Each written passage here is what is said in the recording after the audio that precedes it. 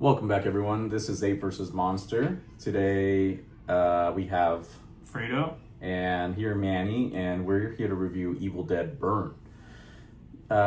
This movie, I feel, gives everything that fans of the franchise have always wanted in an Evil Dead film, for the most part.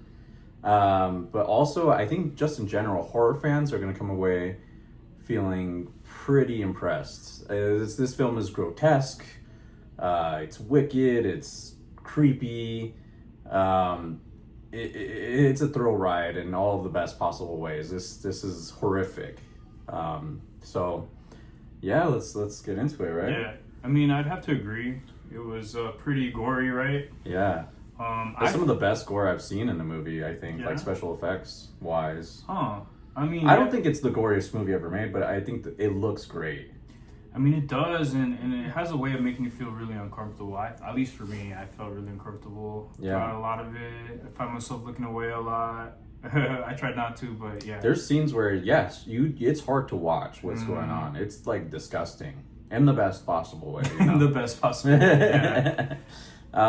So yeah, it succeeds in doing what a horror movie does, dude. It's fantastic in that way.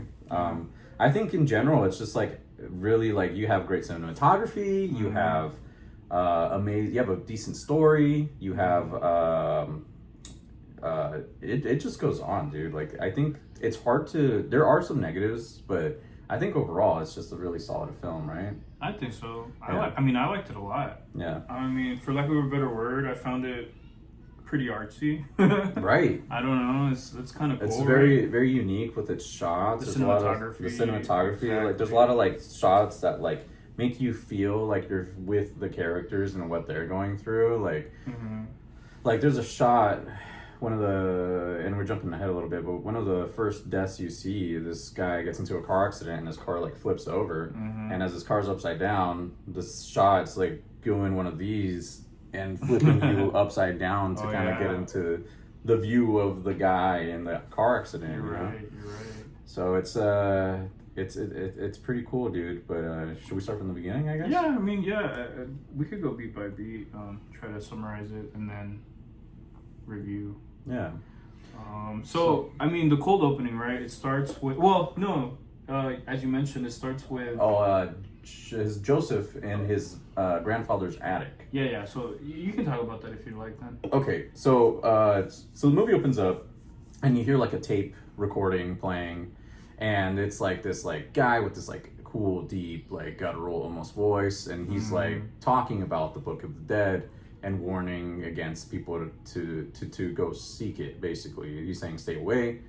And it's just like creating a very creepy atmosphere, and that's a thing that's very prevalent throughout this entire movie. Like just this opening scene alone, like the attic is like you can almost smell the dust, dude. Like everything's super grody. Like there's like pages of the book, or maybe copies of the pages of the book, like all over the walls, and it's like showing demons and just like the most nightmarish things from hell. I will say this film in general, like it feels like it was blessed by Satan himself. Like it's just like that's how I felt. So I don't know. So to be fair, I haven't seen any of the other Grateful Dead Grateful Dead. Excuse me. The rock band. Evil Dead movies. Yeah. But I'm a huge fan. Yeah, so it's cool, I guess, to see the different perspectives, because for me, as a standalone film, I thought it was amazing. Like I need to go back and watch all the other ones. But as far as this one alone, it was gnarly. It was gnarly. Like I found myself like wanting it to be over in a way, you know, because I mean it was really good, but it was just unsettling to say the least. Right? Yeah. But yeah, even so, like that guy's voice, right off the bat, he's got, I don't know who's the voice actor, but he was gnarly. His voice was perfect his voice for was that. So good. Yeah. I want to narrate my life. Yeah. So that's how it starts. I don't know anything else of note from that first opening. Yeah, so you get your first sense of mise en scene, right? So yeah, everything is to every little detail is taken into account. Like the whole atmosphere is just vibrant with horror. Yeah.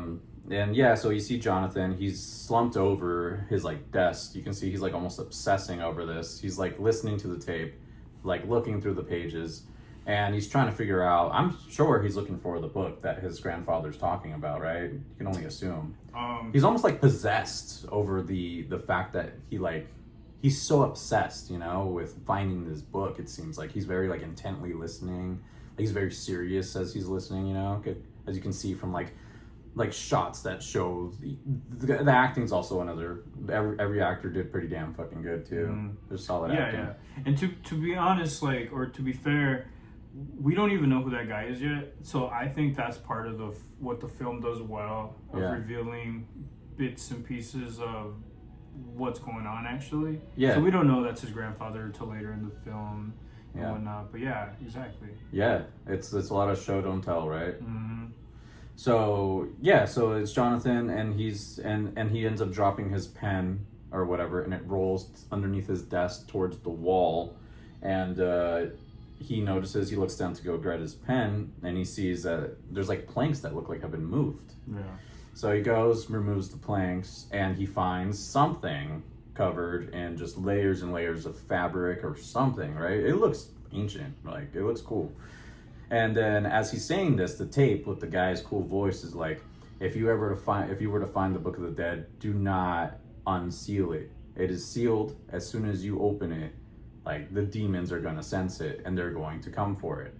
And completely, he's so enamored, right? He's so like infatuated with what he just discovered that I don't even think he's listening. Maybe he is and doesn't care, right? He's just so obsessed. But he, of course, takes it out and starts opening it up. And lo and behold, the Necronomicon. Mm-hmm. So as soon as he unwraps it and unseals it with all like its protective seals, I'm assuming it's like there's like some sort of seals, right? Yeah. Wait, so it was his fault the whole time? Yeah. Really? That's what happened? Yeah. I didn't even catch that. Yeah, and that's a prevalent thing with like every Evil Dead movie. Oh. As soon as you uncover the Book of the Dead, even it more than that. It attracts demons, but more than that, if you read those notorious 3 or 4 lines, right? Did he read it? No, he didn't. Okay. That unleashes all hell, basically, if you read the lines. So there's levels to it, huh? Yeah. Okay. So he doesn't get to the lines; he doesn't see those yet, but he uncovers the book, and as soon as he does, the scene cuts to the next scene, and you see like the creepiest, like most demonic, like blue but like yellowing eyes with like deformed pupils that look like triangles, right? And it just takes up the entire screen, and basically like that lets you know that revealing the book has awakened something, right? Yeah. And then it cuts to our next scene with our 2 fishermen. Yeah, so random, right? They're not related to the rest of the story, but they're fishing. Yeah. And one of the guys keeps getting a call from his wife or girlfriend. The other guy's like, "Oh, don't answer. We're fishing. You know, like this is boys' trip, dude. Yeah, what are you doing?" Yeah, that's the whole vibe, right? Yeah. He goes, and then they're fishing, and the fishing rod starts to unravel. Yeah. And well, his boy goes to answer the phone, right? Right. And then he's just like, "Wow, dude, you're like a punk. Like, come on." Yeah. And then so his boy leaves to go talk to his girlfriend on the phone, and you're left with the other guy with his fishing rod. He's sitting there holding it, but then there's the other fishing rods just alone, just propped up. Yeah. You know, with their lines out into the lake or whatever. It's a lake, right? Yeah, it's a lake. Yeah. So something grabs the rods, and something catches all of the rods, right? Yeah, all of them. It was more than one. It was 2 at least, right? Yeah. Yeah. Okay. And so it ends up being the Deadite. It's like the head. The head of the Deadite. Oh yeah, he pulls it out. Yeah. It comes out, and he freaks out, and then he goes to try to find his friend, but the Deadite pulls him into the lake, right? Yes, essentially, and it's very cool how they do this. Okay. So here you get to see that Deadites actually have like supernatural powers. Uh-huh. I don't remember them ever having supernatural powers in the previous movies. Like some of them for sure, like the boss ones, right? Like the like super badass ones probably did. But Yeah, no, this looks like a this. So you see him like pull up the head, and he freaks out and drops it, and he starts calling for his friend. He's like, "Hey, dude, where are you?" And then you see all the rods that were drug out, right, all the way out into the middle of the lake. They all come out. They're like levitating, and they're like doing this kind of thing, in the air. And they all lunge forward, and they all wrap. There's like 4 different rods. And the hooks into his mouth, right? Yeah, it's like that was gnarly. I almost skipped that. Dude, that was a crazy part. Dude, the attention to detail is crazy. So they all start wrapping around him, but they have hooks at the end. So one of them hooks his eyebrow, and it's like pulling his eyebrow. One of them's like his mouth is pulling his mouth this way. And then it's like nose is getting pulled this other way, and it looks fucking painful. And the attention to detail to like highlight this is just so cool. And another example of great cinematography with great attention to detail, and this is throughout the film. And then he's then dragged into the water with all the rods, right? And you just see him screaming, right? And his friend, this is when his friend comes back, right? And he sees that his friend's screaming, he hears him screaming, and then he's like, "Oh fuck, I gotta go save him." So he proceeds to take a boat out to the lake, middle of the lake where his friend is at, to save him. Right. And then you just see him screaming, and he's like, "Dude, help me!" And he's like trying to like pull his friend into the boat, but you just see like blood just like start like just fucking protruding out everywhere. Yeah, that part. Yeah, and you're just like, "Oh fuck!" Like, and he goes limp. You're like, he's so dead, But his friend doesn't know, so he pulls him out, and he's like laying on the boat when his friend's body's on him. He's like, "I got you, man. I got you. It's gonna be all right." And then it like pans down, right, to the bottom half of his body, and it's gone. It's gone. But I mean, that wouldn't be as gory. It's like part of, I guess, his insides were still there. Yeah, like so it's what do you call that? Like his like spine, right? Like spine the actual like bones is like still there, and like you see some of it in his intestines still hanging down, and it's like it was gnarly, dude. Yeah. And he doesn't notice at first. Yeah. But then he does, and he freaks out. Like it's like, oh, dude, what's gonna happen? Yeah. So he tries to get the boat, turn the boat on, right? Yeah. To get the fuck out of there. Yeah. But then he sees the. So the hands. It goes like this. I remember this. Well, before that. Like before that. Yeah, right before that, he looks around because he hears something. And there's a head just like this peering above the water, just like looking at him. Get the hell out of here. And then that's when he's like, "Let's fucking go." Yeah. But so the camera cuts to the hands going on top of the boat, right? And it goes like yeah, it's like gripping onto it. Yeah, and then she pulls the boat down so it flips him. Yeah. Creating it's just like, insane strength. Yeah, and it's just a stressful situation, right? Yeah. Back to what you were saying about the Deadites having powers, right? Because like, I guess he manages to get to shore. No, not yet. She gets to shore, right? After. Can we talk about the before that? Go for it. Yeah. So after he gets turned over and thrown into the lake. And there's good amazing sound design as well, right? Because like so he's like in the water, just like frantically looking around, like where is she? Because he just saw her like her head like this earlier, Yeah. And you see her just standing on the boat. She just looked over. She's just on top of it, and she's just smiling, all creepy. It's like, And then he's just like, "Oh, what the fuck?" And she proceeds to do this with both her hands. Yeah. And the water, you can hear like the sound of the bubbling is just so cool too. Like it's a very like, I don't know if they did it themselves. Dude. It's clearly I don't think they pulled this from anything. Like it's such a cool noise that it's making. Yeah. And so the lake proceeds to just start boiling because it bubbles, right? It starts bubbling. Yeah. And then you see a bunch of fish start rising up. And because they're dying because the lake is heating up to boiling temperature, and the guy is just like fucking, he's screaming in agony because he's boiling alive essentially. Yeah, pretty cool. No, for real. And then so about the sound, right? Like I felt Yeah, the sound effects was really good, but the music on top of that, like I feel like they mixed it really well. You're fucking right. I almost missed that. Yeah, like to where, it just was really well done, like adding suspense. I would say that's the main thing. Yeah, suspense. Yeah. But yeah, so he goes up into the shore and he's all like red now, like a lobster, right? I think that was, and he was all. And then he dies. That's what happens. He was boiled alive, but he's still alive, and he like managed to crawl out of the lake.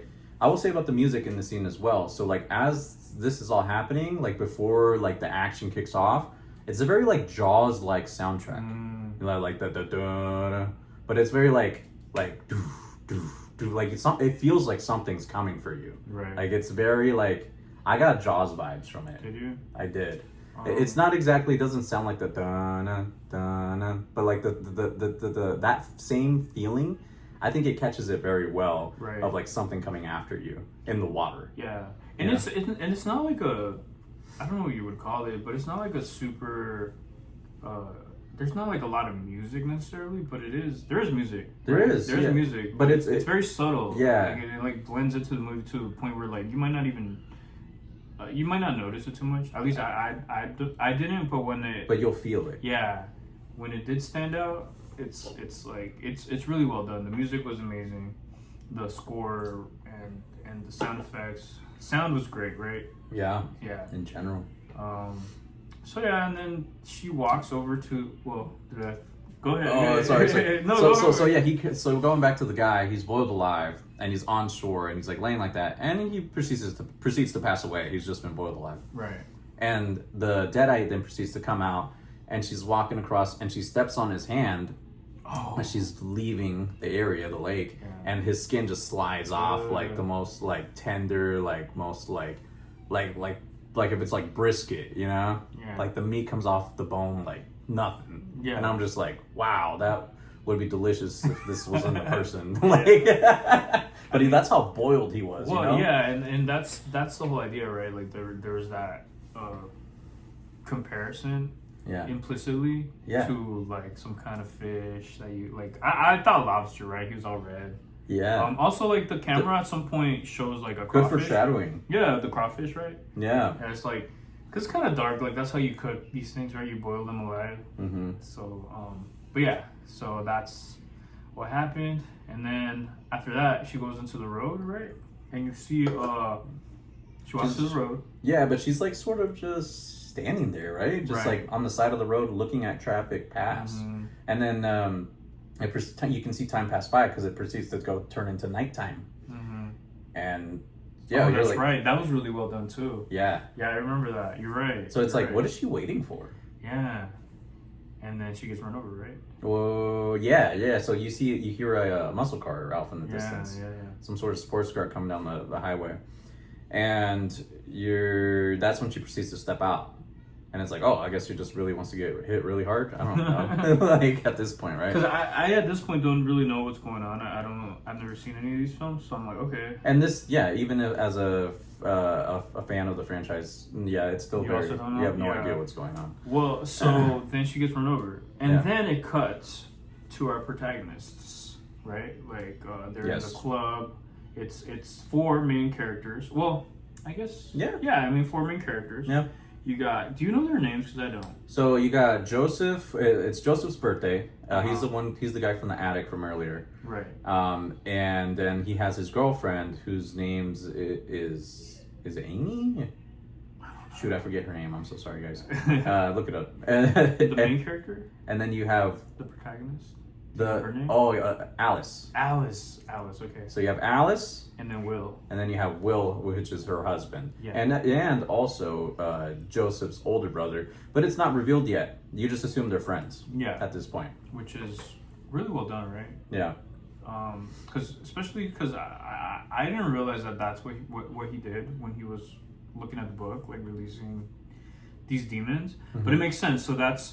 So these were like innocent bystanders, basically. These two guys at the lake. That sucks. They just wrong place, wrong time. Yeah, sad. Yeah. R.I.P. Yeah. So then, okay. So then,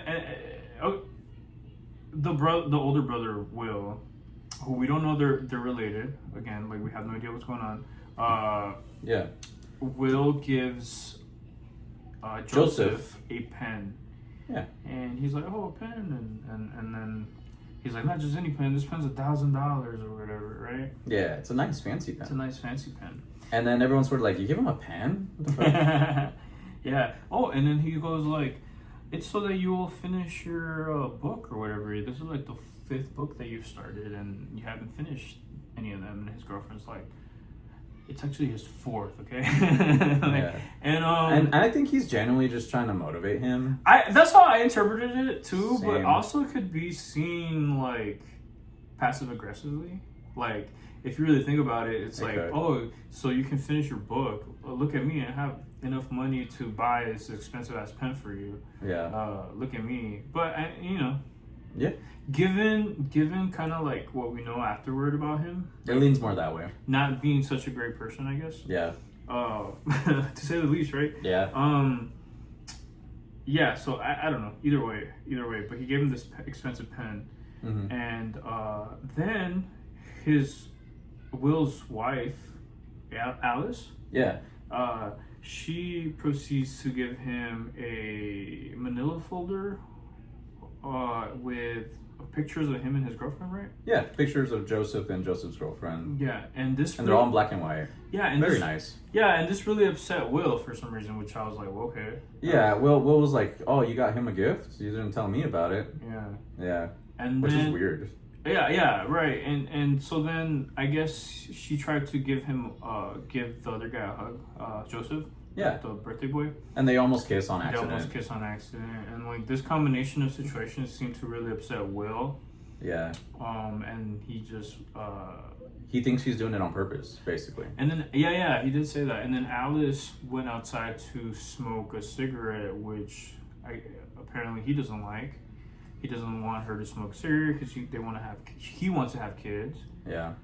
So she goes outside, smokes a cigarette. He comes out. He makes a scene. Yeah, because she's talking to one of the employees there, and they're just shooting the shit. Mm-hmm. Honestly. Did she actually? Because he goes, "Oh, you're done talking smack about me to my employees." Yeah. Was she talking smack? No, she wasn't. She wasn't. She was just talking to Joseph's girlfriend, and they were just like, "Girl, it's gonna be fine. You know how he is." Like they weren't talking shit. She was just finding support. Yeah. Yeah. So that's kind of shitty of him to assume that, but obviously Will isn't insecure. You can tell he's a very insecure man. Well, and that's the crazy thing because like it just seemed very right off the bat. I was like, why are they ruining the vibe? I thought that was a birthday party. Like it was, and I didn't know who to blame at first. Right, I was Me like, neither. oh, it's just both of them like being. They both suck or whatever. Yeah. But this is where Will storms off. Like, not before punching a random car, like, right? Like, he punches his own car, yeah. He hits, car? Yeah, he hits the rear view mirror. Not the rear view mirror, the side window on the side of the car. Right. Just hits it and breaks it. Yeah. And it's because he's like trying to caress Alice, and Alice is like, don't fucking touch me, like, I'm mad at you. Mm-hmm. And then it pisses him off. He's like, okay, fuck this. And he just hits things. And he's like, I've never had issues with anyone else. Yeah. He's like, I only get like this with you. And like blames it all on her, basically, not taking any accountability at all. Yeah. And he drives off, and he tries to speed off. Joseph, his little brother, tries to stop him. Like, here, let me drive you. And that pisses him off more. Yeah. He's just like, oh yeah, you're the fucking good guy. You're the hero or whatever. And then he like shoves Joseph out of the way, gets in his car, then speeds off. Right. Yeah. And then pretty soon it cuts back to him running over the Deadite woman, right? From the lake. Yeah. So the car that hits the Deadite woman is Will. It's his, yeah. And you get to see it from his perspective when it does it this time around, and you see the reason why he hits her. He's speeding, he's angry, he's drunk, but also the radio starts fucking up because the Deadite is messing with it. So he's not looking at the road trying to fix the radio. Wow. And hits the Deadite woman like at 120 miles per hour. Like it's insane. Like it's like the craziest hit ever. And it looks so real, honestly. Mm-hmm. It's wild. And it proceeds to make him like flip because he's like trying to swerve or whatever. And his car flips over, lands in the trees, hits a tree or two or whatever, right? Yeah.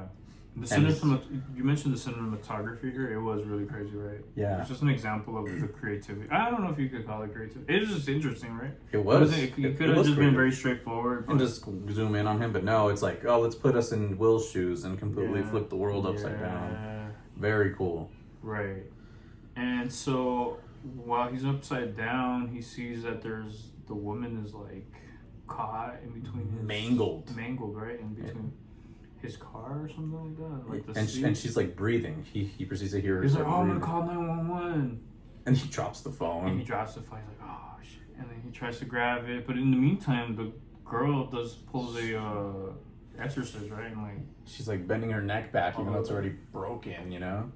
And then she says, I found you. Hear it like snapping and cracking. The sound design yet again coming through. Dude, yeah. It sounds just gross, dude. And her head's just like breaking off. She's extending it, and she's like looking at Joseph upside down, just smiling, and her eyes look all fucking yellow and scary, you know. Yeah. And she's like, yeah, that's where that. And then she proceeds to say, oh, I found you, right? Yeah. And does she? I think she breaks her head off completely. Does she? Yeah, she completely snaps it off. Yeah. And then I don't remember exactly how this happened, but like she ended up burning the car somehow. So yeah, basically she just tells Joseph. Joseph is like in shock at what's happening before his eyes. You know, her head rolls over past him. He's like and then like rolls outside the car, and she's like looking at him, right? And she's like, "You're gonna lead us to your family, Will." And then you're like, "Oh, so she's gonna keep him alive? Hell yeah!" And nope. The car proceeds to just catch on fire. I think naturally from the accident. Yeah. And it could have been her powers too, because she has the ability to burn. She has, you know. You're right. So, but whenever a car ends up upside down as well, like it's very common for them to also catch on fire. Okay. That's good to know. I didn't know that. Yeah, but so it's very dangerous. Makes sense. Yeah. True that. So he catches on fire, and he's like screaming in agony, burning alive, and the flames just envelop the entire screen. Right. And this is another cool edit, shot, cinematography, where it then proceeds to pan and the scene shifts, it like blacks out and reemerges as Will's wife, Alice, I'm assuming a week later or two, and she's just laying crying on the sofa, and the flames are still there. So the flames are like enveloping the entire scene, and the flames then turn into a fireplace. That's awesome. Which was fucking sick. Such a cool shot. Yeah, Sorry about that, guys. My phone ran out of memory, so. But yeah, so we're talking about Alice. The fire of Will's burning turns into the fireplace where Alice is sitting in front of, I'm assuming like a week or two later after Will's death. And she's crying and obviously very sad. Her husband just died, you know. And where is she? She's just in a... She's at her house, presumably. Yeah, right? But then the next thing I remember is that she's in a car talking to her dad in French. Oh, yeah. You got the subtitles. She's like, I don't want to see them. But their dad is like... He's like, you know, you're going to see your father or your parent-in-laws or in-laws, you know? And he's basically telling her to be nice and stuff, right? Yeah, something like that, right? Like, oh, you're so... And she's just like, I don't want to see them. They're going to want to see you or whatever. That's what he said, something like that. Yeah. And then she pulls up, and it's the funeral home, but it's also like under construction. There's like construction happening all around it. Yeah. And then she gets out of her car, and she looks just super bummy. Like she's like wearing like, you know, like she's not dressed for a funeral. She's in sweats. Right? She's in sweats. Yeah. And she sees Joseph and Joseph's girlfriend. We need to find out her name. And I'm gonna say it's Mia or something. Oh, that sounds about right. Right? But she's an important character. She is. Like, damn. Yeah.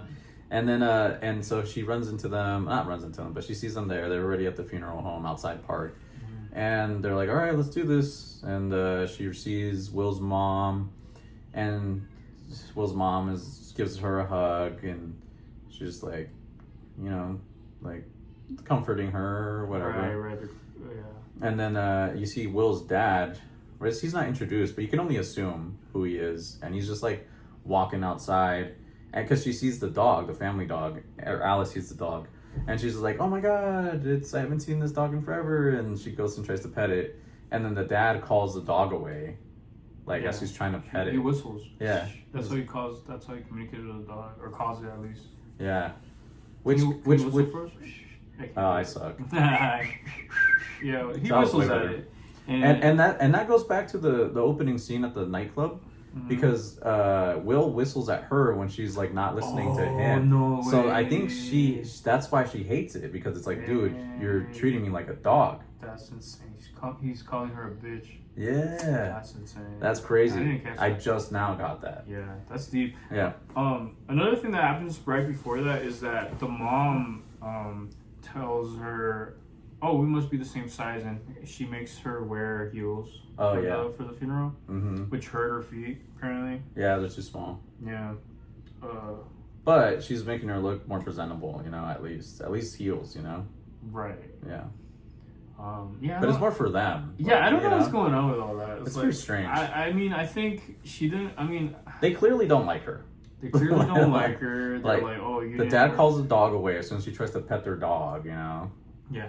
And then the dad just like gives the dirtiest like side eye over to in their direction as well. Well, they're clearly blaming her for what happened, right? Yeah. That's the vibe I got. Yeah. And inside the funeral home, the person in charge, right? What do you call her? Oh, I don't know. The funeral. Funeral lady. The funeral lady. She, because of the construction again, she goes, "Oh, don't worry. They said they'll stop at noon. They're just about done." And then it cuts to the procession.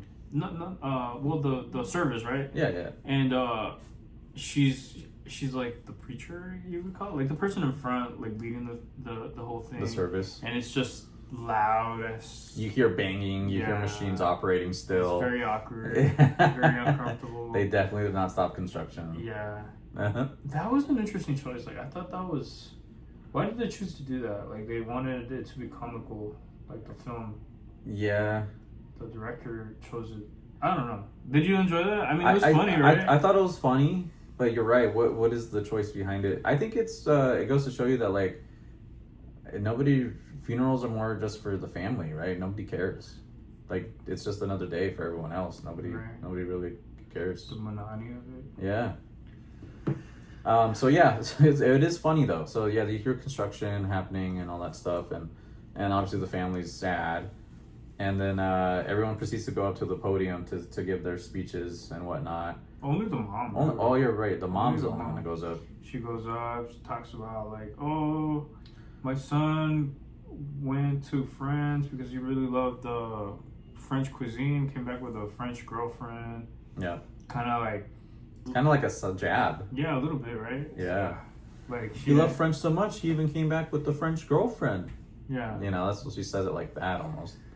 Yeah, and then I just remember that the lady she goes back down, right? Like yeah, but she does say that they would have made great parents, which was nice of her to say. Whether she meant it or not, I don't know. Well, again, this is a lot of passive aggression. Because they want grandkids. Like almost kind of like she was blaming her that they didn't have grandkids. Yeah, you could have been grandparents. Yeah. That's true. It was passive aggressive. Yeah, that's where Will got it from, right? Yeah. I don't know. So then she sits down. and then the service leader, right? Yeah, this was inappropriate. She goes, do you want to say anything to Alice, right? The wife? Will's wife. She's like, no, I didn't prepare anything. And she goes, oh wow, okay, well, like damn, like okay, like. But it is weird. Like, really, you're not gonna say anything? I feel like people grieve differently, right? Like, I don't know. I think it's fair. Like, if you don't want to say anything. Yeah. I think this is well. The thing is like, because at first you figure, oh, she's sad, she was crying, right? Like, I mean, everybody grieves differently, but yeah. I guess as the movie progresses, it could be true that she was happy that he was dead. Yeah. Right. You know, because spoilers, right? Like he was abusive. That was the whole theme of the film.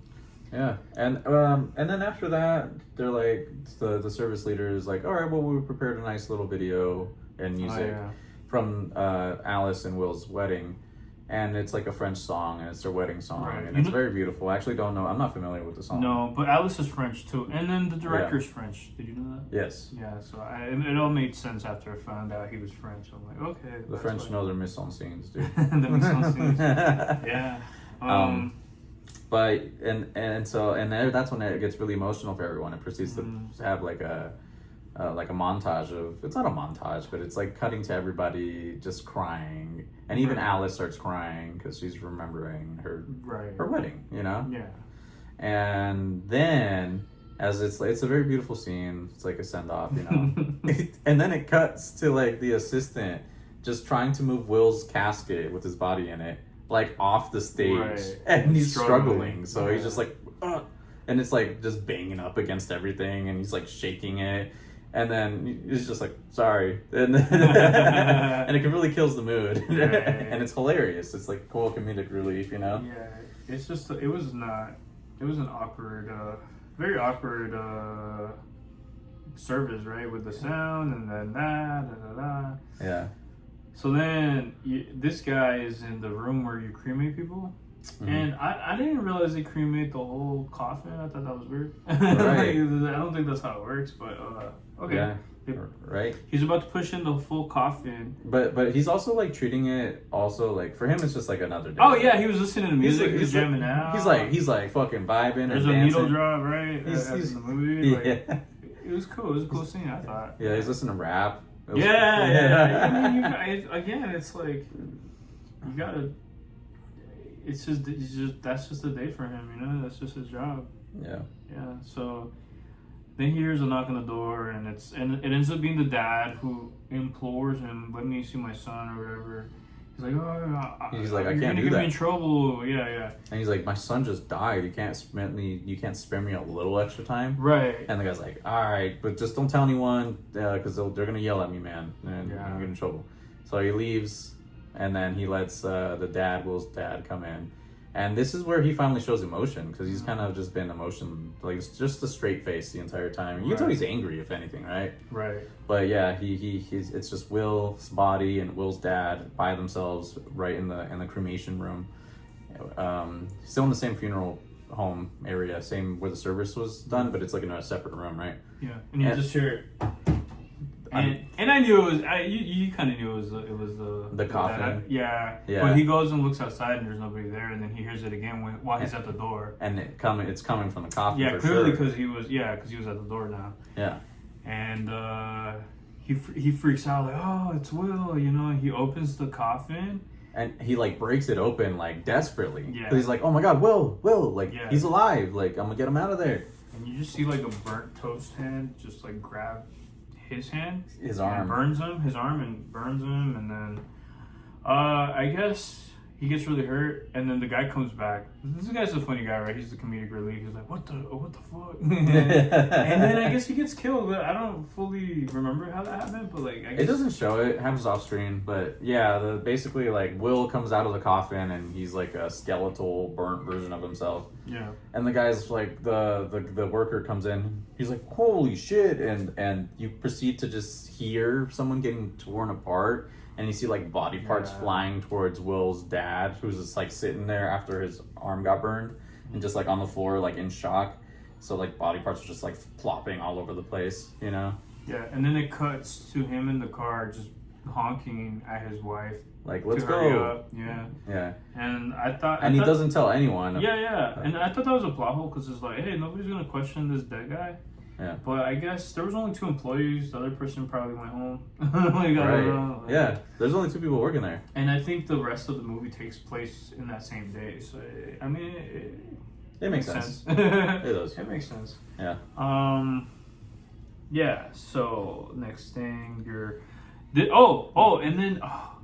Then Alice and Joseph. This is when Joseph like calls his mom, or like they're in the car, and this is where it's and Alice is like, they fucking hate me. Yeah, and then it's like, oh, my mom. Oh yeah. My mom loves you, but my dad probably can't fucking stand you. Yeah, he can't fucking stand you. And this is where it first revealed who he is. So it's just another example of how I think the movie reveals things slowly, and the pacing I don't know. I think it does it really well, and it adds to the narrative. It makes it really interesting. Yeah, it's not forced. Nothing ever feels forced. Everything's very natural. Yeah, because till then, I really thought he was just friends. Like, they were just friends of Will and her. Yeah. So, no, it's a whole family thing. Okay. Yeah. Yeah, so then they drive to the house. It's a scary looking house, right? Yeah. It looks haunted right off the bat. It's like the another cool example of cinematography showing the details. If you used to pan and zoom in on like mold and like rotting wood, and like you can tell this place is very dilapidated, and the camera makes you know for sure, like it highlights this house is like falling apart. Yeah, they're like, this is a haunted house, guys. Yeah. It's spoopy here. It's gonna be scary, guys. So I think the first thing in the house is like you see Joseph in the attic. No, you see the mom in the attic. It's Joseph and his mom. Yeah, and they're cleaning. She's cleaning the house all mad or whatever. Yeah. Oh, she's preparing a bed in the attic, and he's like, "What are you doing? What do you think I'm doing? You invited Alice or whatever." Like, it's like, oh, like kind of she was mad about it. So Alice is right. She doesn't want her. She didn't want Alice there, which is fucking weird.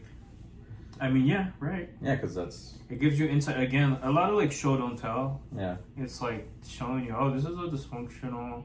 family. Messed up family, yeah. Or just, I guess just the setting is that, or the backstory that they didn't like her. Yeah. You know? And maybe that they resent her, and maybe they blame her for what happened. Because in the end, they were fighting, right? When this happened? Yeah. So, anyway, she's all upset. She's like, oh, you didn't throw away, I told you to throw this stuff away. Because that's his house, right? They gave him the house. They gave Joseph the house, They gave Joseph the house. Mm-hmm. And she told him to throw away his grandpa's stuff. And he's like, he was not a good man, this and that. I don't know how deep they go into it. Like, they don't really get into details. No. She just says he sucks. And he spent all his time away with his wise men or whatever. So and avoided the family. Oh, and he left the family. Like, yeah. Like, and then she had to take care of them, including, so the mom, because the mom had Alzheimer's. By the way, the mom... The grandmother. The grandma is funny as... She's funny. She's funny. Yeah, because she has Alzheimer's, unfortunately. It's sad. But it's like dark humor, you know? I think so, yeah. I think she was definitely there for comic relief, right? Yeah. And so the way they play it is pretty funny. Yeah. So he grabs all the stuff, like some things, probably not everything, right? Yeah. And he takes it downstairs, like he puts it in the shed, or it ends up in the shed because the dad was there. The mom throws it all away. So she throws away the book he found. She throws away all the manuscript, the manuscripts, all the pages, all the creepy shit that the grandpa was into, and she throws it in the trash bag. And it never shows you what the mom does with it. I thought he took it. No, he took it. Oh, yeah, you're right. He took it downstairs and then... And he hears his dad. He's going to go throw it away, but he hears his dad. So he goes to the shed. Yeah, he hears his dad in the shed trying to turn on the weed trimmer thing. Yeah, and his dad is very upset. Like, he's angry. Yeah, he's like angrily trying to turn it on over and over, and it's not turning on. And then Joseph's just like, hey, there's no gas in it. Yeah, he's like, I'll get it. And then he tells him, like, he'll do it. And he's like, the dad, I guess at that moment, what comes out is that he's angry that he let the house go to shit. He's like, oh, you want to live in filth or whatever, like, obviously. So, no, you're not going to do it. I'm going to do it or whatever. Yeah, he's like, somebody's got to do it. But very angry. Like, and this actor's, now that I think of it, is really good, right? Like, yeah. He's just like, he's scary. Like, he seems like a scary person. Yeah. Like, he's just a scary guy. Yeah. So at this point, you kind of realize, well, it's questionable, right? It's either because he's possessed, or he's just an angry guy already. Yeah. I don't know if that's clear, but to me, I got like a mix of both, right? Like, it's bringing out the worst in him. Yeah. But he was already an angry person. Yeah. So he also, we forgot to mention that after Will burns his hand at the funeral, one of his eyes turns like yellow and demony. So clearly, you can assume he's getting possessed. Yeah, that's right. They do show that. Yeah. From what I've noticed is that people who are getting possessed, it's still very much them, but it brings out the worst in them. for sure. It's like a common thing that happens. Right. Yeah. And so then they have lunch. Right? Oh, well, before that. Okay. Right? She's making lunch? Well, the dad goes down to the basement. Oh. Yeah. Oh, that's right. Yeah, and then he starts to hear Will in like one of the rooms and calling out to him, and then he's like, "Dad, get over here! Dad, help me!" or whatever. And so the dad then proceeds to go into the room, and the voices he like pulls a knife out of his pocket for whatever reason, and the voices are saying, "Do it, do it, do it." Yeah. You know. Yeah. So then obviously something's happening with him, and so he's about to like stab his own wrists, his cut his veins, and then Alice is at this point coming down to the basement holding a bunch of like plates and glasses, like putting stuff away for storage, I guess, right? Mm-hmm. And she hears the dad, he's like talking to himself, mumbling to himself. So she then like proceeds to go into the room still holding the plates and sees the dad like trying to stab himself, and she's like, "Oh my god, what the fuck?" And then like drops all the plates because she's trying to make sure he doesn't die. Right. Takes the knife away, has to rip it out of his hands, and then the dad's like, "Don't tell anyone," and she's just like, "Don't tell my wife." I think. Yeah, don't tell my wife. Susan. Yeah, and she's just like, yeah, but I'm gonna keep this, like, and she keeps the knife. Puts it in her pocket. Yeah. Yeah. Which the camera makes sure to show. Yeah, she puts it in her pocket, and the way that it shows it does make you very uncomfortable. She just who puts a knife in their pocket like that? Like, it's just kind of dangerous, right? No, it's a flip knife. It's no, it wasn't a flip knife. No, what? She just put it. Are you sure? Yeah, it was a flip knife. Does that? Oh, okay. Yeah, she folds it and then puts it away. So the cinematography makes a great point of showing these knives, like closing up to them, and like it I don't know. I think it adds to the whole.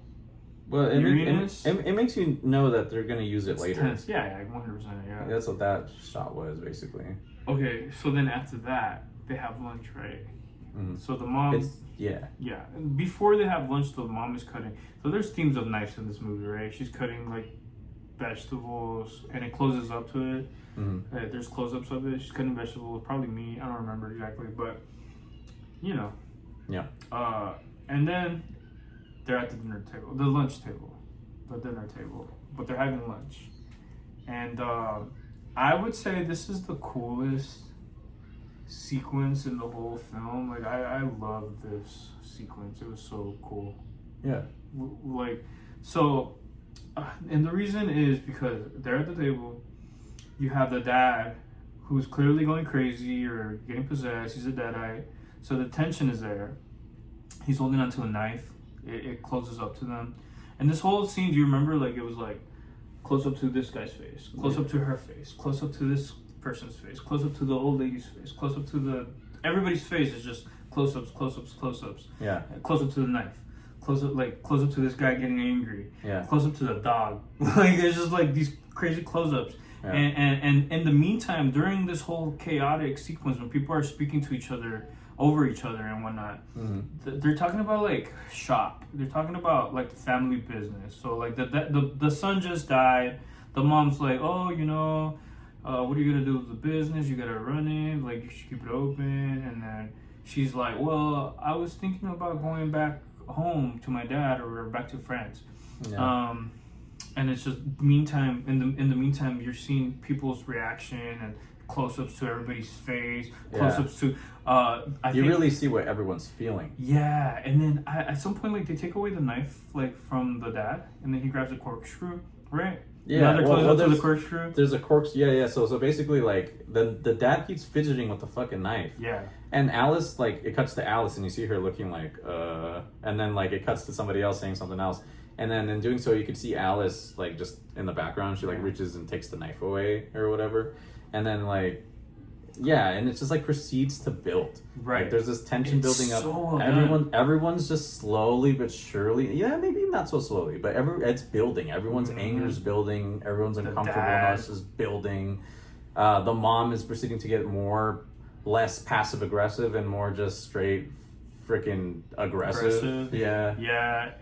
The other thing with Alice too, like, the stuff that the mom is telling her is I suppose it's triggering her PTSD because you see flashbacks of her and Will fighting in the kitchen, and Will's telling her, "You're nothing without me," and while the mom is telling her that she should run the restaurant, and Will's telling her, "You're nothing without me." And she clearly has a bunch of trauma with this restaurant. She has nothing to do with this restaurant because there's been nothing but fights. She gets burned. It shows the scene where Will spills. It's an accident for sure. Like they knock the boiling water over and it falls on Alice or whatever. But still, it's because they were angry with each other, fighting each other, and like sort of shoving each other. You know. That's because Will, right? Like. Yeah. It was Will doing all of this. Yeah. Yes. So. Sorry. That is important. So she. Yeah. So it all culminates to. Oh, and it's all. I think this whole scene, right? There's obviously the supernatural elements of what's happening, right? This guy's possessed by this Deadeye thing or whatever it is. The dad is, yeah. Yeah, so... And nobody else knows. Right.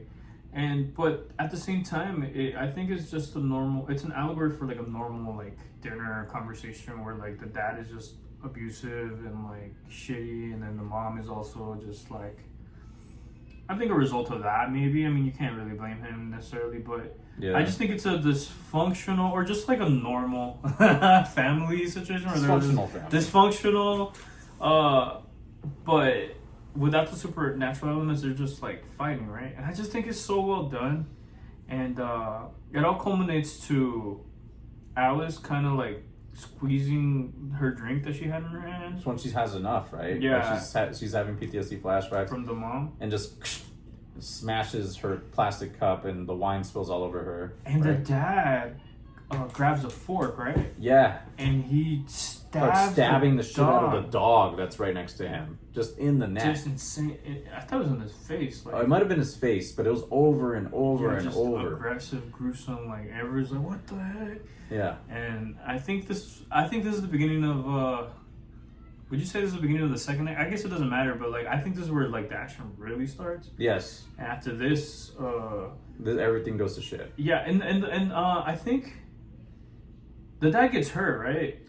Yeah, he's like, well, something happens to him, right? Yeah. Doesn't the son like break something on his head? Like somebody breaks something on his head because he was about to attack them. I don't think that happened yet. No, because like when they're taking him from here, they take the dad to the car, and they're trying to like he's tending his wound. Yeah. So how did he get hurt? I don't remember. I don't remember either. But I think somebody broke something on him because he was stabbing the dog. Yeah, with the fork. Yeah. Yeah.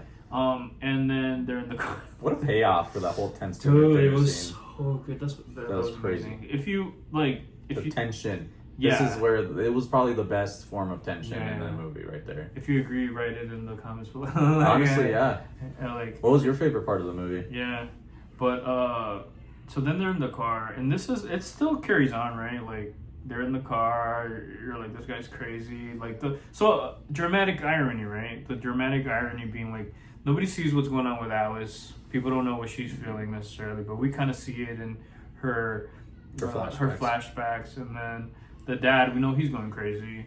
He's possessed, yeah. And then the shot to the dog, it made me uneasy. Like I kind of thought something was going to happen. Something was going to happen to the dog. Yeah. Yeah, because I'm like, I probably won't start with like one of the people right away. So I had a feeling it was the dog. But yeah, and then they're in the car, and he's trying to heal his dad, or like Joseph is tending to his dad's wounds in the back seat or whatever, and then Joseph's girl is driving, and they're driving, I'm assuming, to a hospital or something. And then she sees through the rear view mirror the dad just kind of getting up, but he was hurt, right? But then now he's normal again. He gets up, sitting upright, creepy eyes, creepy looking. Yeah.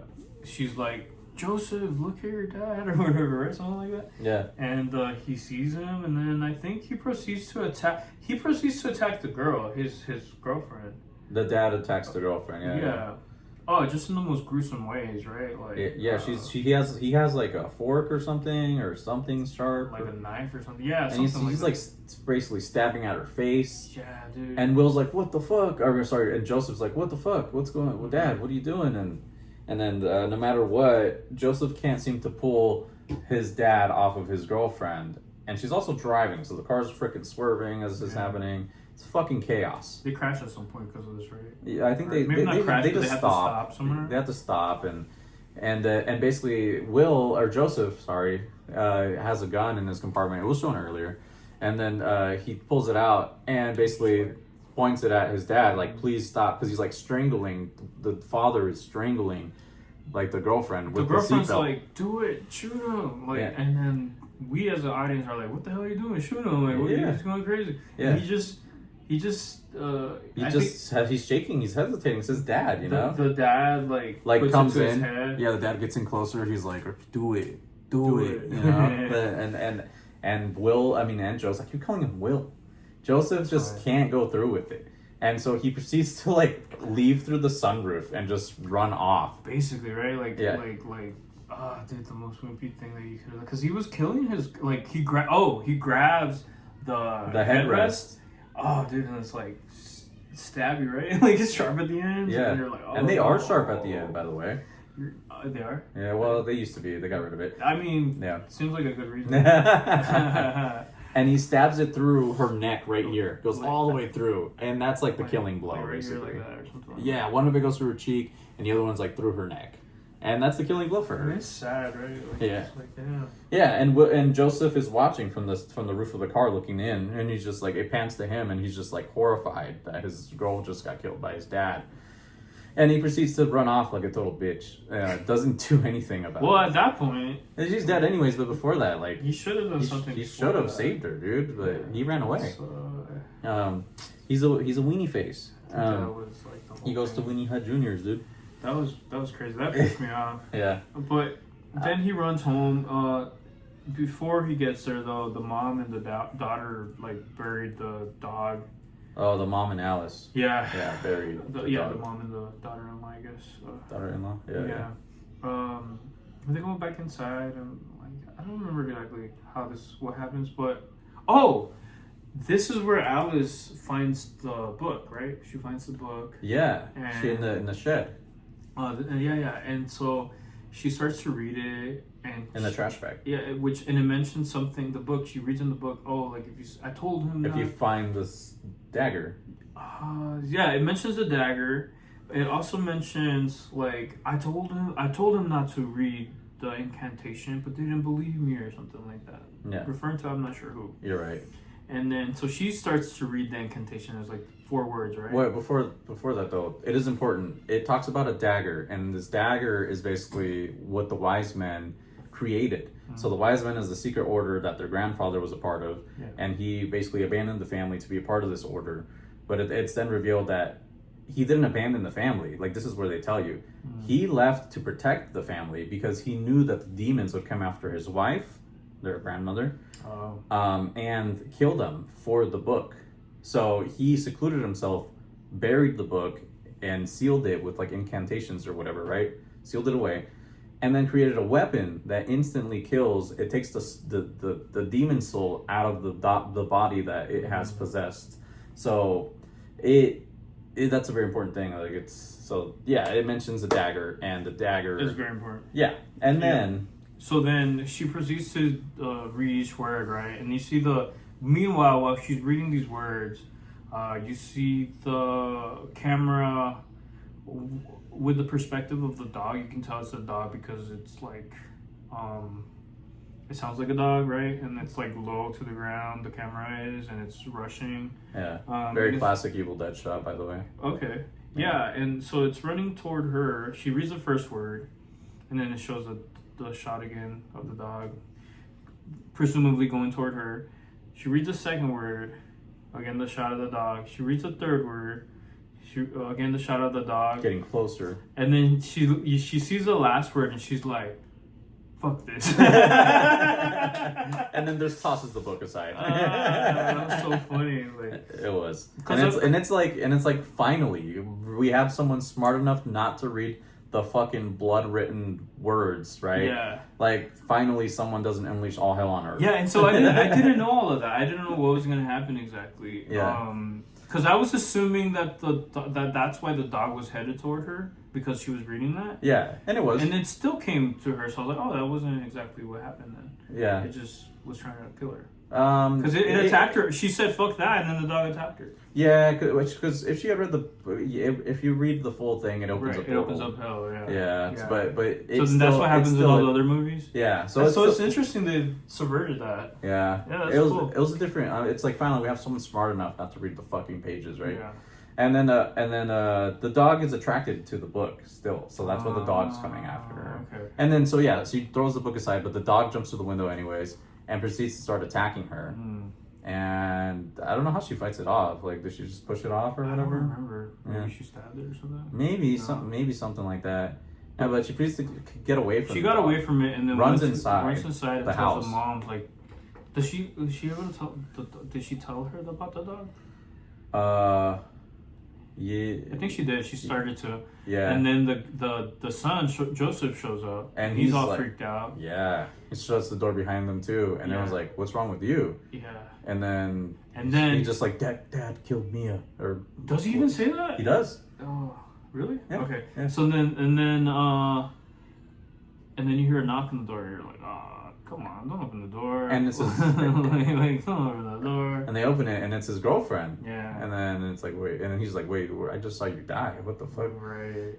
But she's like, let me in, right, or something like that. That's what. I think so. And then she comes in, and she still has the fucking headrest. Yeah. Still stabbed through her gnarly neck. makeup, right? Gnarly, whatever that is. Special effects and all. Effects, Yeah. Looks cool, gruesome, and she's all messed up. Still, she's still missing her fingers because she lost really her fingers. Cool, right? Like like it works. Yeah. And then she then proceeds to start attacking them, right? Well, first she takes it out, right? Oh yeah, she like pulls it out. It's a freaky scene. That was gnarly. The headdress still attached to her neck. Does she proceed to attack them? Yeah, she starts like basically she goes and drinks the candle wax, right, and burns herself, but like she feels no pain, doesn't care. Yeah. And then and that's to me it goes to show you right away. I was like, oh, so that wouldn't have really done anything to the dad. Right. They're like if he had shot him. Yeah, they're like unstoppable pretty much. Yeah. Yeah. So they're tanky. Then after that, like I don't remember exactly the sequence here. But they proceed. The Deadite, the Joseph's girlfriend Deadite, starts to attack everyone, and throw everyone. And basically, Joseph is left facing her one-on-one, right? Right. And they're in the kitchen, mm-hmm. and he's just like so terrified of her. And the Deadite knows this, like, because she's like playing with him. She's like going like and then he's like oh, this is when that happens. So she like goes boop. And he falls behind him on some knives, right? Yeah, so it's like the dishwasher, and it's open, the door's open, so it's laying flat, and there's a bunch of knives just pointing upwards, and forks, and everything sharp. And then she does that booze, and he's like, and like falls backwards, and lands on this shit. That's funny. And I'm like, oh no. Yeah, it was bad. Yeah. So and then she gets on top of him, makes it worse, right? Yeah, pushes him down further into it. She's like, "Oh, I think she then at some point he's like, first of all, it's kind of weird, right? She's kind of like, it's kind of a little sexual, right? She's being a little sexual with him. Yeah. That's his ex, right? Or ex. His girlfriend. His girlfriend who died. Yeah. Oops. At some point, he stabs her with the corkscrew, right? He stabs her. Oh yeah, like, that's at the very end. You wouldn't shoot your dad, but you'll. Like, I don't know if she finished her thought. But it's easy for you to stab me or kill me. Yeah. Yeah. And you are kind of like, what the hell? What is that about? True. Okay. But maybe he had built up the courage since the first encounter. To fight back, I feel like you're just rationalizing. Not yet. And then she proceeds to like bleed, right? She's like, she grabs it and just starts grabbing the cork thing and starts forcing her neck open like that. So gnarly. It was crazy. Yeah. And then like she proceeds to make out with him. I think this is where she starts making out. And it's gross, she's like bleeding on him, on his face, and she's proceeding to like lick his like from here up. I'm not gonna recreate it. Cause gay, just kidding. No, it was nasty, and then also, at some point I'm like, okay, so is he possessed now, or is he infected, whatever you want to call it? Yeah, because he's got blood all over him. Yeah. But it's not how that works. It's not. It will. Well, it is and it isn't. I think it's a plot hole. Like, it is a plot hole. It's not explained. It's like, I feel like they should have already... Same thing with Alice. There were several times where it's like, wait, so you got her already. Like, shouldn't you be infected? Yeah, that's true. He has a point. Yeah, and then same thing with this guy. But I guess it can all be explained with, like, it takes time, I guess. Yeah. But... Not really. Nah. So anyway, that happens. And then I think is it before that like the dad shows up, or is it after that? Oh no! So no, it's after. They lock her downstairs, right? Like they throw her. Yeah, so he ends up getting up somehow, right? Or something happens, and they end up scuffling, and they end up throwing her down the stairs. She's on Joseph. I think. And Alice comes. I think we forgot the sequence. So like I think that happens first. They throw her downstairs. Yeah. They close the door. Yeah. Then the dad shows up. They lock her in the basement. They lock her in the basement. The dad shows up. They see the dad. The dad shoots himself. Gnarly again. A few times, like 3 times. Yeah, just to show him, like, this is what would have happened if you shot me. But anyways, you were too much of a weenie to do it anyways, so you're a disappointment. Yeah. So then I think they're, I don't know, trying to figure it out. Oh, they're like boarding everything up, trying to protect themselves from it. Yeah. But then the grandma, so she starts to hear Mia or whatever her name is calling from the basement. Right. So then Mia's like knocking because she has Alzheimer's, right? Mia's like breaking the door and she peeks through, and I do think that's a callback to The Shining. The Shining, yeah. Like, where's Johnny? Yeah. Right. Here's Johnny. And because I did get Shining vibes, so it was very like. Yeah, it's people slowly losing their shit, and then becoming possessed. The dad being abusive, like, because that's a big theme Similar in the themes. thing. Yeah. So she peeks through, and then the mom was like, "You came," because this was the grandmother. The grandma is like, who has Alzheimer's. Yeah, and she's been saying that she was trying to steal her money or something like that. Yeah. So she's like, "You came to give. Are you here to give me back my what you took or something like that?" Yeah. Are you here to give me back my money? And the demon's like. Yeah. It was pretty funny. It was. So the grandma opens the door, and this is when the whole thing happened. So like the demon started to put like pour gasoline everywhere. Yeah, earlier in the scene. And then that's what happened. Joseph and the Alice were like, "Are you gonna go handle that, or do you want to?" And then Alice is like, "You go." So he goes, and this is when I think it attacks everyone, and that's when she gets him and throws him on doesn't throw him, but like he falls on the knives and gets on top, and that's when the whole sequence happens. Yeah. I believe. But it's a whole chaotic scuttle. Right. Yeah. And then after that, she goes upstairs because the grandma is like, "Come here, I got what you want," or whatever. So then she goes upstairs. Yeah. And the grandma's there, and they have their whole dialogue or whatever, and it's kind of weird. And then like Mia proceeds to take out her. Well, yeah, exactly. She takes out her. So the mom has memory issues, right? And like I think they're talking. She's talking about one thing. She's talking about another thing, and then the demon is like,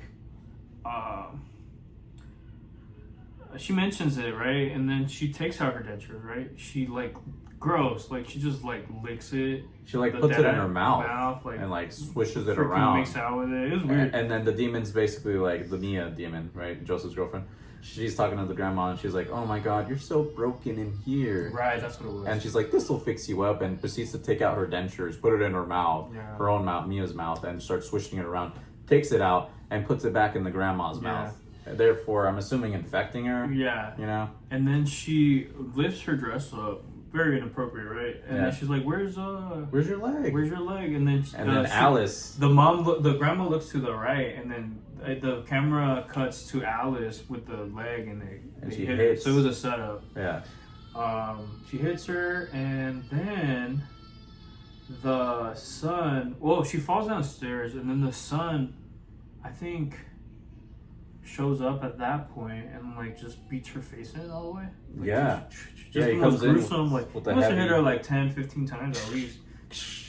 and just caves are fucking facing completely. Crazy special effects, right? Like, it's just gross. Yeah, it was insane. Oh, and then I thought this was interesting though. The girl, Alice, was looking the whole time like just in shock. Mm-hmm. To me, I just thought that she figured, oh, he's possessed too now at this point because how aggressive he was. I don't know. Right, but now she was more just. It was more just reminding her of her abusive relationship with Will. Like, you think he was really that? Like it must. He had to have been, right? Because she thinks that that he purposely burned her. Her scar is shown where she's burned with the water. Yeah, I think she does. You think that's what it was like? Was just returning her trauma, like? Yeah, because she's sort of frozen, you know. Shit. Yeah, kind of like the dinner table scene. Yeah, I think so. You're right. And then the dad ends up making it in somehow, right? Oh shoot! So it pans to the mom. Then they killed Mia. The fucking she's Mia's face is caved in, and then they proceed to cut to the mother and the grandmother, and they're like upstairs in one of the rooms, and the mother's basically like tucking the grandmother in, and the grandmother's like, oh, will you check for monsters under the bed? She's acting like a little girl because of her illness, you know. And then the mom does it just to sort of, you know, just to please her, you know. So there's no monsters, and she's like, liar. Yeah, the grandma's like, liar, and then like puts covers over her and turns over. And then the mom's just like, oh man. Yeah, but you know something's up because of what happened. Because like, why did the demon go and put her dentures? Yeah. So then the mom's walking away, and then the grandma proceeds to just fry. Hey guys. So the mom then proceeds to rise up, Nosferatu style, and she has the sheets over her, and the mom, and she's like, hey Susan, the mom's name. Yeah, in a normal voice, because until then she was speaking like a child, like a demented old lady, like a Alzheimer person. Yeah. And she speaks normally like a grown woman, like an adult. Probably reminded her of a younger woman too. Probably reminded her of like her childhood, and so like she turns around. She's like, "I miss you so much," and hugs her or whatever. And then she proceeds to take the sheet down, and she's all possessed, right? Yeah. But the mom is unaffected. Right, and she basically tells her like, you know, we can be together again, this and that. But trying to convince her to become one of them. Then the dad starts knocking on the window. Yeah, and I think he convinces her somehow. And then he's like, Susan, I love you. Like, you come be with us. We can all be together again. And then the grandma's like, yeah, Will's even on his way. Yeah. And then the nastiest part of the fucking movie proceeds to happen. Yeah, well, she opens the window. She opens the window, and this dude has like bullet holes all blown all throughout his head, and he's like bleeding out of his jaw. He's just like fucking just drooling blood. And then she proceeds to make out with her now deadite husband. Yeah. But it's like the nastiest thing. They're like tonguing, they're like licking each other. Really into it. Yeah, and there's like blood, just gooey blood, like getting all over her mouth, and they're like swishing it back and forth. And I'm just like, ugh, dude, what the fuck? Well, like, and it's crazy because like another thing like to mention is the tension, right? Because like I don't know what's gonna happen at this point, or like I didn't know they were gonna which is out. A callback to Army of Darkness, because that is how one of the main characters is turned, by making out. Just caught on to that. Pretty fucking bro. This movie's amazing. Yeah, it's a great movie. It's great. So you don't know what's gonna happen. I thought, oh, he tricked her, and now he's gonna kill her. But no, they just make out, and the most disgusting. It was almost worse. Fucking nasty. It was worse than like killing her. It was like weird. Yeah. So I think after that, I think before that or during that, like her Joseph and Alice are discussing. Like Alice tells him, "Just tell me what's going on. What is this? What is I saw this creepy book that you have. What is that?" And she explained, "Did Will ever talk to you about her grandpa?" They explained the whole backstory. I think he tells her about the knife or something like that. Yeah. Because he's been researching this for his novels or whatever. Yeah. But then the mom comes down and interrupts. Joseph and the mom comes down, interrupts, and starts to proselytize Joseph, like, hey, you know, this and that, da da da. They're not that bad, you know, they just want something. If you give it to them, they'll leave us alone. We can be like a happy family again. Something around those lines. And then at the end of that whole sequence, she goes, "Just give it to us," or whatever. Mm-hmm. And he's like, "Us?" And that's how you know, the mom's possessed. Yeah. And I think at that point, that's when the dad comes down, right? Yeah. And then it proceeds to turn into this. The dad then tackles Joseph and starts beating his head through a bunch of shit. And then Susan is like, "I thought you said you weren't gonna hurt him." Yeah. And then the dad just looks at her pissed off, and he's starts just attacking her. Starts attacking her too. Yeah. So it's like this huge chaotic scene where it's like the most insane domestic abuse scene you've ever seen ever. Yeah. Where like it's like if this angry dad had superpowers, and he's like grabbing the mom and like throwing her by the hair, and she's like flying across the room. And then fucking Greggy's grabbing his son and bashing his head against things. Alice tries to stop, but then he throws Alice and bangs her head against the table. Dude, knocks her out. Yeah. It's just fucking chaos. The cinematography is crazy in this. The choreography. The choreography, yeah. And the cinematography is just both. The combination is just like, it's like panning around the room. It's like, it's very good. It's very well done. Another really, one of my favorite parts of the whole movie.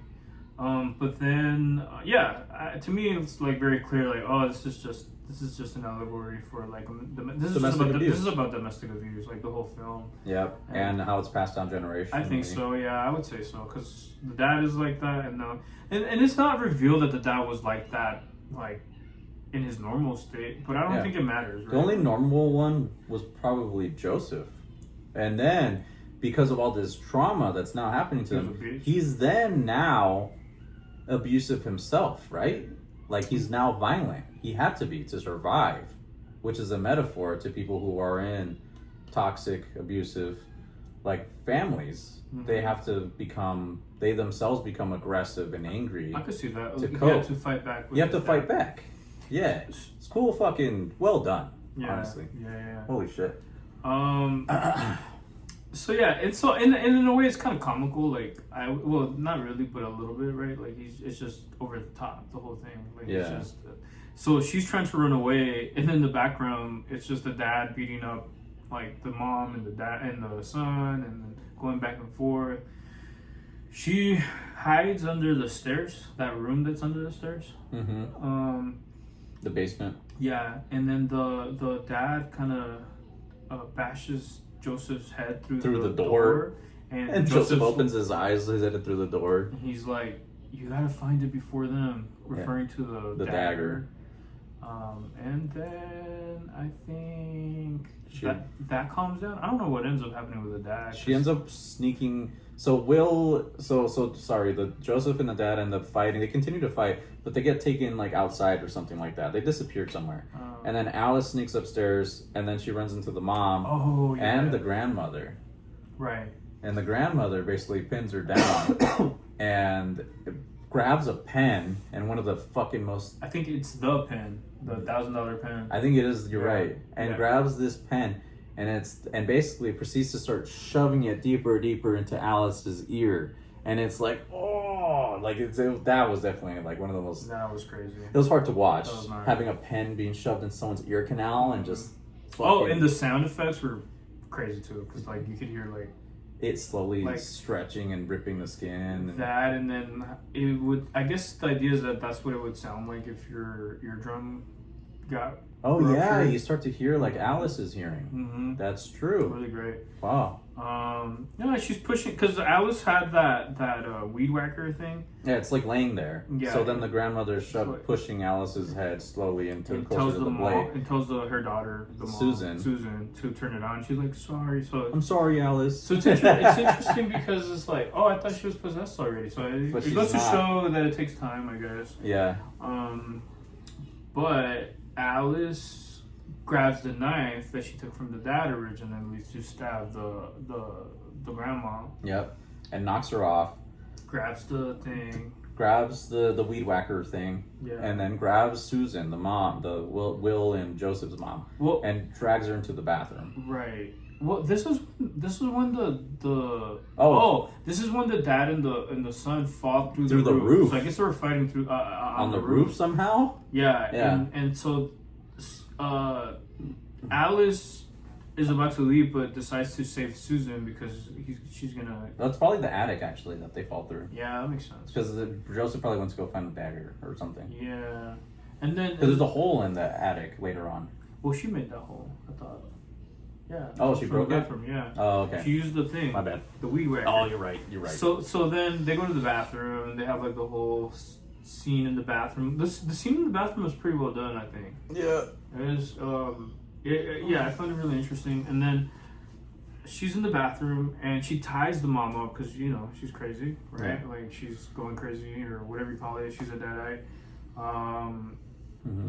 I don't know exactly how they get to the topic of Will at that point. But basically, the mom's like, you should be grateful or something like that. And Alice is like, grateful? Or how would it play? I think she blames her or something. Like, I don't remember exactly. But all I remember is Alice saying... She loses it. Yeah, she's like, shut up, Susan. Like... It's your fault. Your family's that way. You see this? Yeah. You had this coming to you. You see this? Your family was always fucked up. You want to know how I got these scars? No, it's not. Yeah. It was because of your son. He burned me or some shit. Like, yeah. Right? They're like, that was an accident. He's like, no, it wasn't. Right? Yeah. And so, just really like rubbing it in. Like, we're just really like laying it down. Right? Yeah. She used to tell her that Will was a monster. Oh, so Susan blamed Alice. She was like, you brought this upon us or whatever. She's like, shut up, Susan. Yeah. Your family was already like this. Like something like that, right? And then so she proceeds to do that, say that while she's trying to cut the roof open so she can get into the attic. Yeah. Meanwhile, the mom has like her face on the furnace and you can see her eyes turning.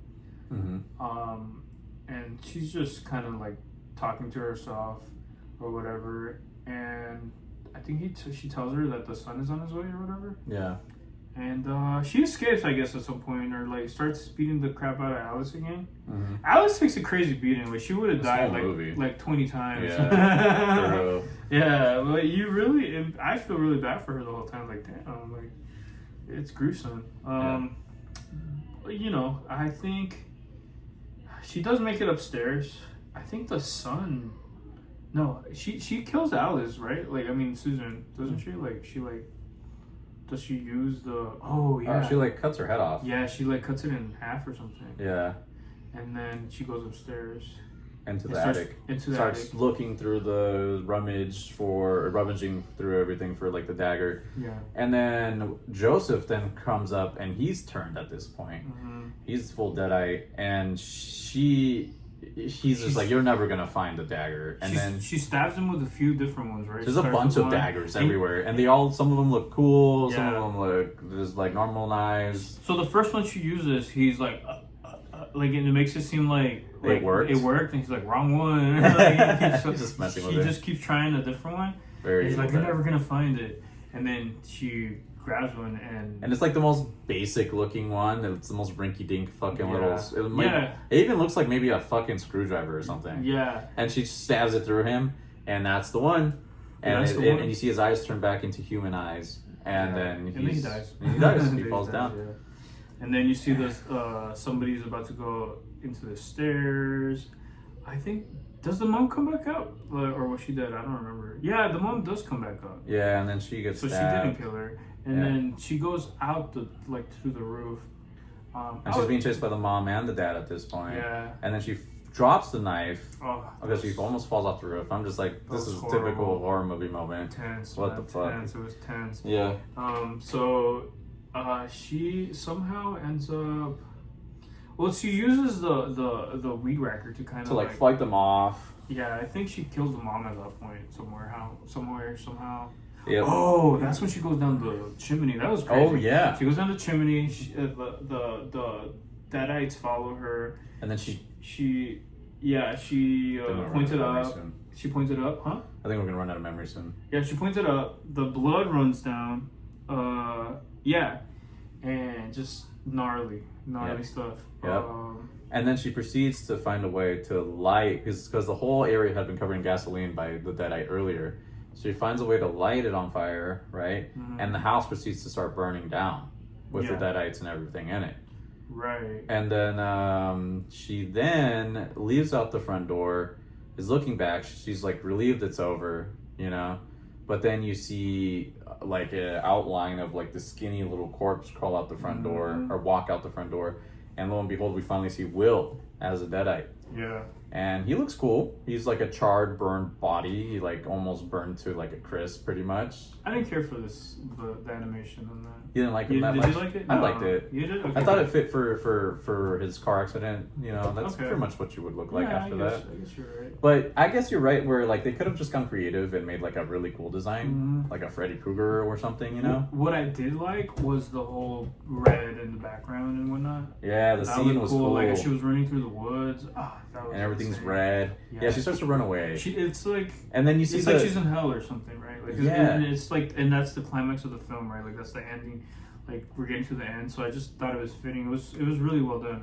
And it's called Evil Dead Bird. You know what I mean? So it just all fits the. It was cool. Tone. Yeah. And so the final scene happens. The final scene with the final fight, right, where she fights off Undead Will, her husband, and it's sort of like it's her resolving her trauma. You know what I mean? Like she ends up falling to it. He throws her into a pit. Turns it on, it's like burning oil, you know, Sure. so you think she might get burned as well, like go out like Will did, and a beautiful irony, you know. And she hurt her leg too, like it was just. Oh yeah, she stabs her leg. Yeah, it's looking dire for her, and she finds a way to pull on some cables, and then you see a chainsaw, so you're like, whoa, they're gonna do it again. They're gonna fucking end it with the chainsaw. Oh. And no, this like jackhammer falls down instead. She uses it on him. And she jackhammers the fuck out of Will. And it's fucking insane. Yeah. Like the scene. It's really good. And then she ends up finding a way to crawl out. She climbs out. You're like, okay, well, that was anticlimactic. She didn't use the thing. But then he comes back out of the hole. And grabs her. Yeah. And he's just like... and then she just stabs him. Because the guy's like, where's the dagger? And he's like, here's your fucking dagger. And then as soon as she stabs him, she has a flashback. And so now it's like normal her in the Will. kitchen, with normal Will, with a dagger in his neck. And he's like, I love you. I love you. And she's like, that's not enough. And then she proceeds to start crumbling his face in and caving his face in. Yeah. And she then defeats. Oh, yeah. That was crazy. She's just like, the pushing her eye out or weird. Like, that was pretty gnarly, too, I thought. Yeah. Therefore, overcoming her trauma and her abuse. That was the theme. And then, like, finally she's crawling away. You see the cops, sirens coming toward her.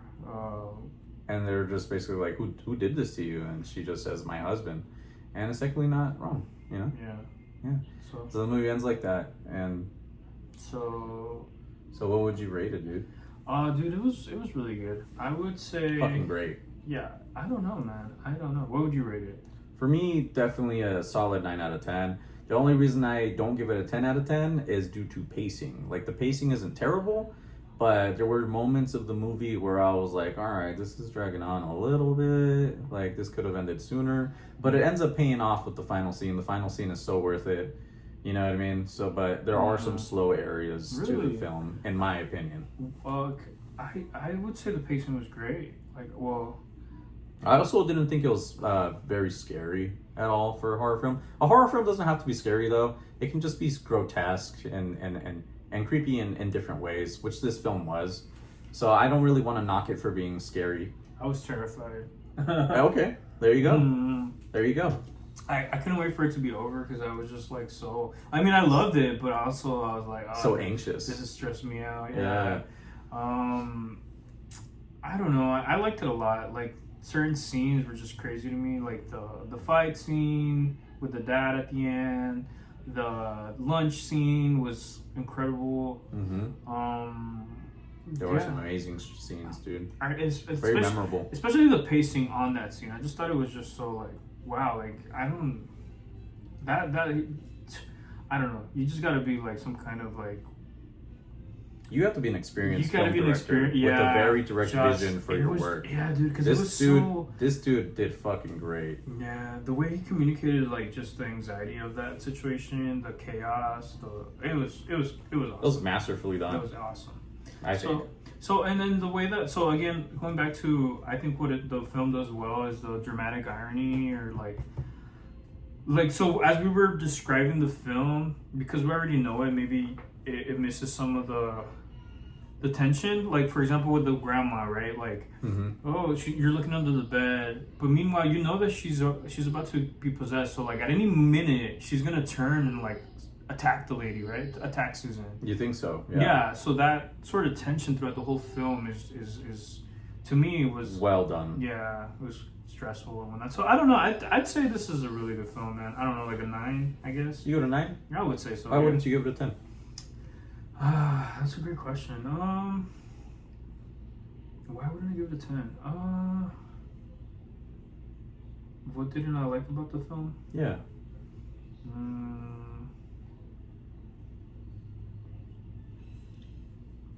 I guess another thing, it is very Evil Dead. It's very formulaic. You know, it doesn't switch up the formula too much. There's nothing wrong with that. The formula works fucking perfect. I still give it a 9 out of 10. I was still amazed.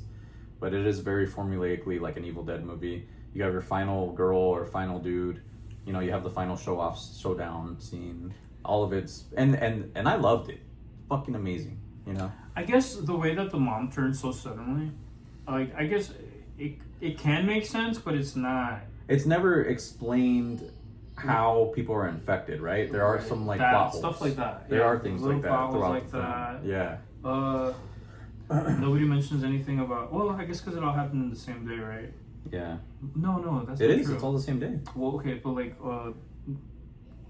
the deaths in the lake, nobody explained. I guess it doesn't have to. They're probably gone for the weekend, you know. Yeah. So nobody realizes they're even missing yet. Yeah. I guess I can suspend disbelief, but if I had to nitpick, like, Alice just should have died like 100 times. Yeah, she took a beating. Yeah, but I think that's part of. I think that's. I can't even nitpick on it too much because I think that's, again, it's the allegory of, or the metaphor of domestic abuse. You know, she's being abused, and that's why at the end she says that her husband did that. Yeah. You know, so yeah, I don't know. I guess I could give it a 10. Yeah. Do you? It's just hard to give it a 10, right? Because it's like, where do you go from there? Like, yeah. You know. Yeah. So I don't know. I'm gonna stick to the 9. Okay. Yeah. I agree wholeheartedly. Fantastic film. Genuinely go check it out if you haven't already. I mean, you probably have if you're watching us. You know, we're spoilers everywhere. We spoil. But yeah, guys, we'll see you in the next one. Let us know if you guys want us to review anything in specific. If anything, give us feedback. Where can we improve? Comments, suggestions, all that stuff. But peace out, y'all.